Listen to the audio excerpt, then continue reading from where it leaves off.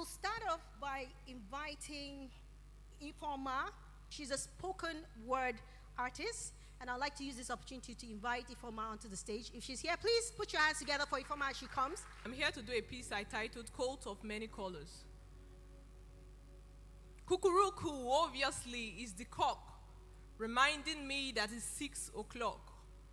Waking me up to these bulletins with headlines piercing through my skin like it had the bullet in, and yet, no bulletproof to prove the reason for existence. So you see, this coat of many colors covers naked truth. I'm not just talking. Most men are suffering from unspoken trials glued to their name, but yet has refused to speak because they fear what will that man say, or what will this man say, or what will people say? So they switch off the thought of light and creep into this coat of darkness, very nice smile, like it's all fine. So you see, this coat of many colors covers naked truth. I know a doctor who is battling with some sort of terminal illness, but yet gives hope to his patient, encouraging them to live.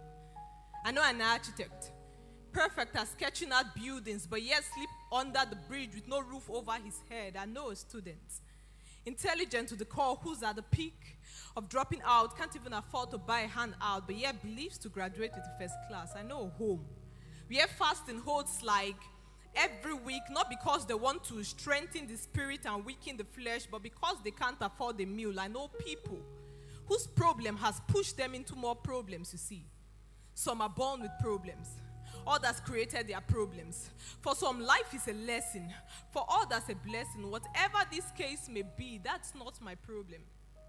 My problem is the fact that shame has become like a tablespoon that most people has decided to use it to chop poison, I said. My problem is the fact that shame has become like a tablespoon that most people has decided to use it to chop poison. No wonder.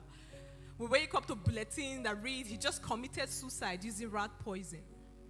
I know that sometimes these tears are not enough to cry, and our brain become like a microscope that magnifies our problem, and our heart become like a wind vane pointing directly at our pain. You know, same was my case. Call me philemophobia because I fear kisses. Kisses from friendly enemies that are only after their pocket but ready to take you off the earth like a space rocket.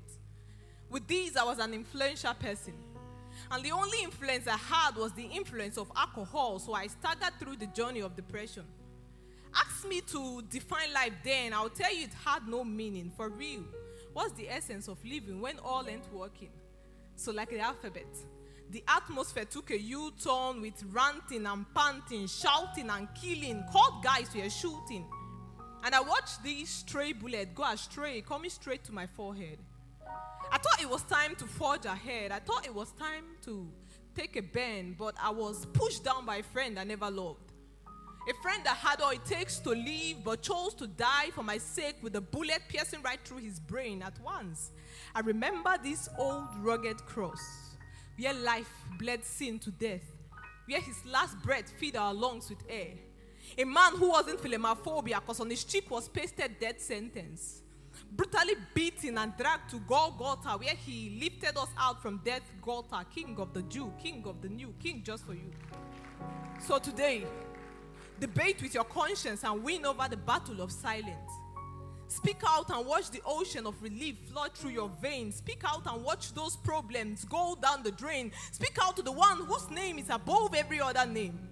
So the next time you stand in front of the mirror, remind this worried cerebrum of the old rugged cross where life bled sin to death, where his last breath filled our lungs with air. So the next time Lucifer tries to raise his ugly head and remind you of your past mistakes or tries to bring that affliction again, I said remind him of the one whose expense on the cross covers what money cannot buy. So tonight, take off this coat of many colors. Instead of suicide, think Christ. God bless you.